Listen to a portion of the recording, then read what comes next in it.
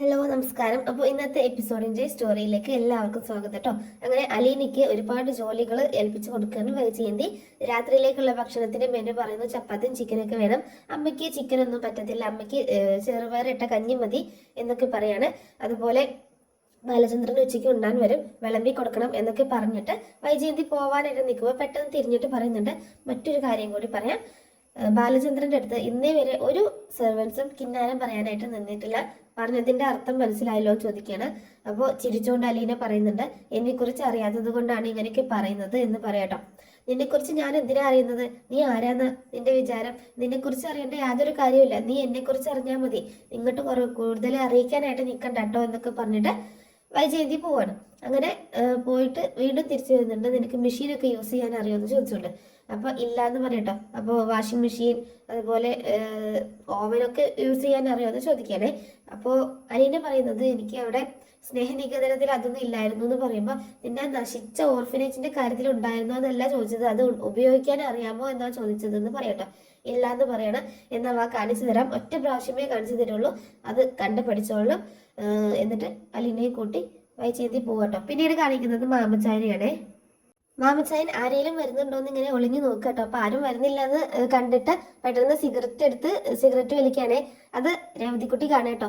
രേവതിക്കുട്ടി ഇങ്ങനെ കണ്ടിട്ട് പെട്ടെന്ന് പോയിട്ട് നമ്മുടെ ഗ്രേസമ്മയെ വിളിച്ചോണ്ട് വരികയാണ്. എങ്ങോട്ടേക്ക് കൊണ്ടുപോകുന്നേ കൊച്ചിന്ന് ചോദിച്ചോണ്ട് വരും കേട്ടോ ഗ്രേസമ്മ. വാ ഒരു സൂത്രം കാണിച്ചു തരാം എന്ന് പറഞ്ഞിട്ടാണ് രേവതിക്കുട്ടി കൊണ്ടുവരുന്നത്.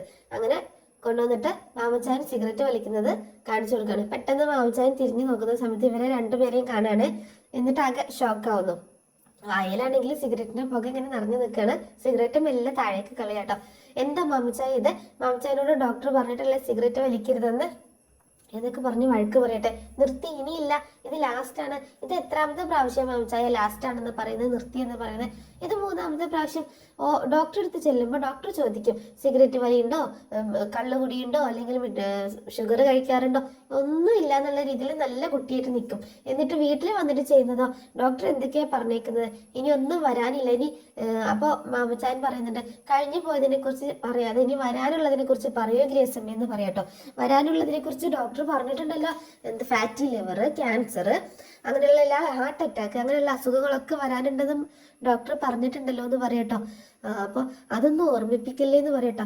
അപ്പൊ രവതിക്കുട്ടി അങ്ങോട്ടേക്ക് വന്നിട്ട് പറയുന്നുണ്ട്, ഈ വീട്ടിൽ പല സ്ഥലത്തും കുഴിബോംബ് പോലെ സിഗരറ്റും മിഠായികളും അതുപോലെയുള്ള സാധനങ്ങളൊക്കെ ഒളിപ്പിച്ച്, ബ്രാൻഡും ഒക്കെ ഒളിപ്പിച്ച് വെച്ചേക്കാണ്. അപ്പോൾ അതൊക്കെ ഒളിപ്പിച്ച് വെച്ചേക്കാന്ന് പറയട്ടോ രവതിക്കുട്ടി. അപ്പൊ മാമച്ചായൻ പറയുന്നുണ്ട്, നിനക്ക് ഞാൻ വെച്ചിട്ടുണ്ട്, നീ ഇവിടെ ചാരപ്പണിയും കൊണ്ട് ഇറങ്ങിയേക്കാണ് അല്ലേ, നീയാണ് ഇതിനൊക്കത്തിന് കാരണം, നിന്നെ ഞാൻ ശരിയാക്കി തരാന്ന് പറയട്ടോ. അപ്പൊ ഗ്രേസമ്മ പറയുന്നുണ്ട്, അവളെ പറഞ്ഞിട്ട് എന്താ കാര്യം, മാമച്ചായൻ ചെയ്യുന്നതല്ലേ, അവളെ പറയേണ്ട കാര്യമൊന്നുമില്ല, നീ വാടി എന്ന് പറഞ്ഞോണ്ട് ഗ്രേസമ്മ രവതിക്കുട്ടീനെ വിളിച്ചോണ്ട് പോവാണ്. പോണ വഴിക്ക് രവതിക്കുട്ടി ഇങ്ങനെ തിരിഞ്ഞു നോക്കുമ്പോൾ നിനക്ക് വെച്ചിട്ടുണ്ടടി എന്നുള്ള രീതിയിൽ ആക്ഷൻ കാണിക്കാനും മാമച്ചാൻ. അപ്പൊ രവതിക്കുട്ടി അതേ ആക്ഷൻ കാണിക്കട്ടോ. മാമച്ചാനും ഞാൻ വെച്ചിട്ടുണ്ടെന്നുള്ള രീതിയിൽ കൈ ചൂണ്ടിക്കൊണ്ട് ആക്ഷൻ കാണിച്ചോണ്ട് പോവാണ്. പിന്നീട് കാണിക്കുന്നത് അലീന ടിഫിനൊക്കെ റെഡിയാക്കുക കേട്ടോ. ടേബിളിൽ ബ്രേക്ക്ഫാസ്റ്റും സാധനങ്ങളൊക്കെ റെഡിയാക്കി വെക്കുന്നതാണ്. ആ സമയത്ത് വൈജയന്തി അങ്ങോട്ടേക്ക് വരികയാണ്. അമ്മയ്ക്ക് ഫുഡ് കൊടുത്തോ ചോദിക്കുകയാണ്. ഇല്ല, കൊടുത്തില്ല എന്ന് പറയണോ. നിനക്ക് തോന്നുന്ന സമയത്താണോ കൊടുക്കേണ്ടത്, തോന്നുന്ന സമയത്ത് കൊടുത്താൽ മതി എന്ന് ചോദിക്കുമ്പോൾ ആ മതി എന്ന് പറയട്ടോ. തർക്കുത്തരം പറയുന്നോ ചോദിക്കുകയാണ്. തർക്കുത്തരം അല്ല, എനിക്ക് തോന്നുന്ന സമയത്ത് ഞാൻ കൊടുത്തോളാം എന്ന് പറയട്ടോ. എനിക്ക് അറിയാം എപ്പോഴാ കൊടുക്കേണ്ടത് എന്നുള്ളത്. അല്ലാതെ മുത്തശ്ശിയുടെ അടുത്തേക്ക് ഇപ്പൊ ബ്രേക്ക്ഫാസ്റ്റ് കൊണ്ട് ചെന്ന മുത്തശ്ശി ഓടിക്കും, അതിനൊക്കെ ഒരു സമയമുണ്ട്, അതിനനുസരിച്ച് ഞാൻ കൊടുത്തോളാം എന്ന് പറയുമ്പോൾ നീ അധിക പ്രസംഗം പറയാണോ ചോദിക്കുകയാണെ വൈജയന്തി. അധിക പ്രസംഗം പോയിട്ട് പ്രസംഗം പോലും പറഞ്ഞില്ലല്ലോ, പിന്നെയല്ലേ അധിക പ്രസംഗം എന്ന് പറയാണ്. അതൊന്നും വൈജയന്തിക്ക് ഇഷ്ടപ്പെടുന്നില്ല കേട്ടോ. അപ്പോൾ പിന്നീട് അലീന പോയിട്ട് കൃഷ്ണമോളെ വിളിക്കാണ്. കൃഷ്ണമോളെ എന്ന് വിളിക്കുന്നുണ്ട്. അപ്പോൾ കൃഷ്ണമോളെ ഇറങ്ങി വരിക കേട്ടോ. എന്നിട്ട് അവൾക്ക് ഫുഡൊക്കെ എടുത്തു കൊടുക്കുന്നു. വെള്ളം നന്നായിട്ട് കൊടുക്കണം കേട്ടോ എന്ന് പറഞ്ഞിട്ട് വാട്ടർ ബോട്ടിലൊക്കെ എടുത്തു കൊടുക്കുകയാണ്. ആ സമയത്ത് തന്നെ ബബിത ഇറങ്ങി വരിക കേട്ടോ. ബബിത ഇറങ്ങി വന്നിട്ട് ചോദിക്കുന്നുണ്ട്, എന്നതൊക്കെയാണ് ഇതിൽ കുത്തി നിറച്ചേക്കുന്നത് ചോദിക്കുകയാണ്.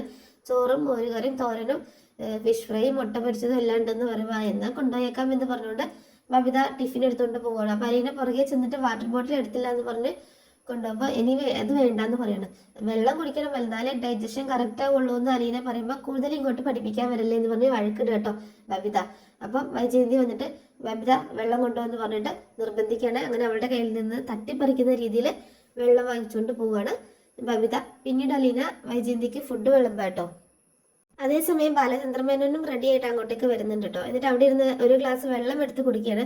ഇതിനെന്താ ഒരു ടേസ്റ്റ് വ്യത്യാസം, നല്ല ടേസ്റ്റ് ഉണ്ടല്ലോ, എന്താ ഇത് ഇട്ടേന്ന് ചോദിക്കുമ്പോൾ അതിൽ മല്ലി ഇട്ട് തിളപ്പിച്ചതെന്ന് പറയാട്ടോ. ആ നന്നായിട്ടുണ്ടെന്ന് പറയണം. അങ്ങനെ ബാലചന്ദ്രമേനോൻ പുറത്തേക്ക് പോകുമ്പോൾ വൈജ ചോദിക്കുന്നുണ്ട്, അല്ല ബാലചന്ദ്രൻ കഴിക്കുന്നില്ലേ ചോദിക്കാണ്. ഇപ്പൊ തന്നെ ലേറ്റായി, ഇന്നലെ കുറച്ച് സ്റ്റോക്ക് വന്നിട്ടുണ്ടായിരുന്നു, അതിന്റെ കാര്യങ്ങളൊക്കെ നോക്കാനുണ്ട് എന്ന് പറഞ്ഞിട്ട് ബാലചന്ദ്രൻ പോവാണ്. അപ്പൊ ഇനി എവിടുന്ന ഭക്ഷണം കഴിക്കുക, ബ്രേക്ക്ഫാസ്റ്റ് എവിടുന്ന് കഴിക്കാൻ ചോദിക്കുമ്പോൾ ഒരു നേരം കഴിച്ചില്ല എന്ന് ഓർത്ത് ചത്തൊന്നും പോകത്തില്ലല്ലോ എന്ന് പറഞ്ഞുകൊണ്ട് ബാലചന്ദ്രൻ പോവാട്ടോ. പിന്നീട് അലീന ബ്രേക്ക്ഫാസ്റ്റ് വിളമ്പി കൊടുക്കുകയാണ് വൈജയന്തിക്ക്. അങ്ങനെ വൈജയന്തി കറികളൊക്കെ ഇങ്ങനെ എടുത്ത് നോക്കുക കേട്ടോ. ആ സമയത്ത് ചായ വേണമെന്ന് ചോദിക്കുകയാണ് അലീന.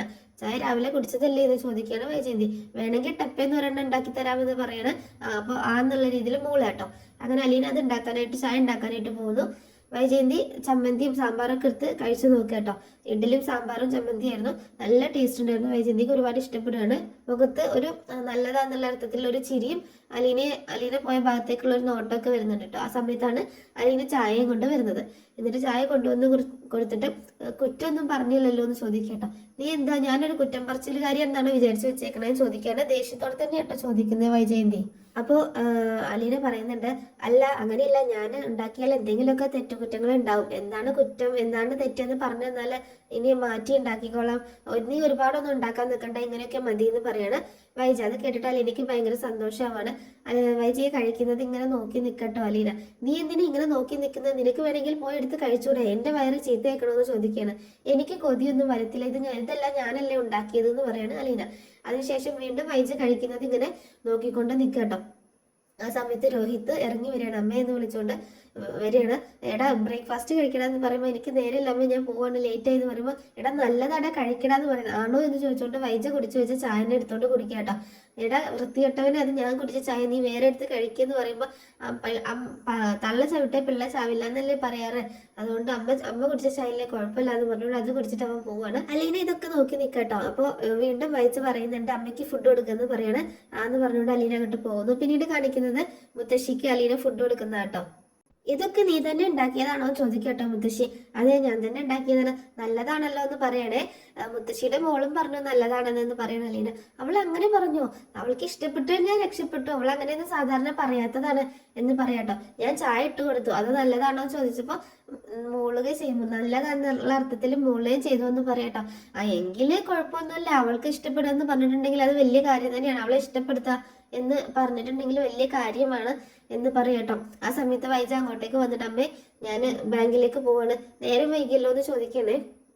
സാരമില്ല ഞാൻ പോവാണ്, ഞാൻ പോയിട്ട് വരാം. അപ്പൊ എന്നിട്ട് അലീനോട് പറയുന്നുണ്ട്, എടി ഞാൻ പോയി കഴിഞ്ഞാൽ ഗേറ്റും അതിലൊക്കെ അടച്ചോളണം, പിന്നെ ബാലചന്ദ്രൻ ഉച്ചയ്ക്ക് ഉണ്ണാൻ വരും, ഊണ് വിളമ്പി കൊടുത്തോളണം എന്ന് പറയണേ. അങ്ങനെ വൈജ അവിടെ നിന്ന് പോകണ. ആ സമയത്ത് മുത്തശ്ശി പറയുന്നുണ്ട് ഞാൻ തന്നെ കഴിച്ചോളാം മോളെ, നീ പോയിട്ട് ആ വാതിലും ഗേറ്റൊക്കെ അടച്ചിട്ട് വാന്ന് പറഞ്ഞിട്ട് പറഞ്ഞേക്കുന്നു. പിന്നീട് കാണിക്കുന്നത് മാമച്ചാനെ കേട്ടോ. മാമച്ചാൻ ആരും കാണാതെ വന്നിട്ട് വിസ്കി എടുത്ത് കുടിക്കുക കേട്ടോ. ബ്രാൻഡ് കുപ്പി എടുത്തിട്ട് ഒരു മദ്യം എടുത്ത് കഴിക്കുകയാണ്. പെട്ടെന്ന് തിരിഞ്ഞു നോക്കുമ്പോൾ രേവതിക്കുട്ടീനെ കാണാം കേട്ടോ. നീ എന്താ ഇവിടെയെന്ന് ചോദിക്കണേ. ഞാനിവിടെ കുറച്ച് മുഷീന്ന് ഡ്രസ്സൊക്കെ വാഷിംഗ് മെഷീനിൽ ഇടാനായിട്ട് എടുക്കാൻ വന്നതാന്ന് പറയട്ടോ. അത് എടുക്കാൻ വന്നാൽ അങ്ങനെ പതുങ്ങി നിൽക്കുകയാണോ വേണ്ട, എന്തെങ്കിലും മൂളിപ്പാട്ടൊക്കെ പാടിയിട്ട് നിന്നൂടെന്ന് ചോദിക്കുകയാണെ. എന്താണ് ഒരു കളർ വെള്ളം ആ ഗ്ലാസ്സിൽ ഒഴിച്ച് കുടിച്ചത് എന്ന് ചോദിക്കേണ്ട രവിതിക്കുട്ടി ആ സമയത്ത്. അതെ ഞാനൊരു മരുന്ന്, ഒരു ടോണിക്കാണ് കുടിച്ചതെന്ന് പറയട്ടോ. ടോണിക് ഉള്ളതാണെങ്കിൽ ടോണി കുടിച്ചാൽ പോരെ, സാറെന്തിനാ കുടിച്ചതെന്ന് ചോദിക്കാനേ.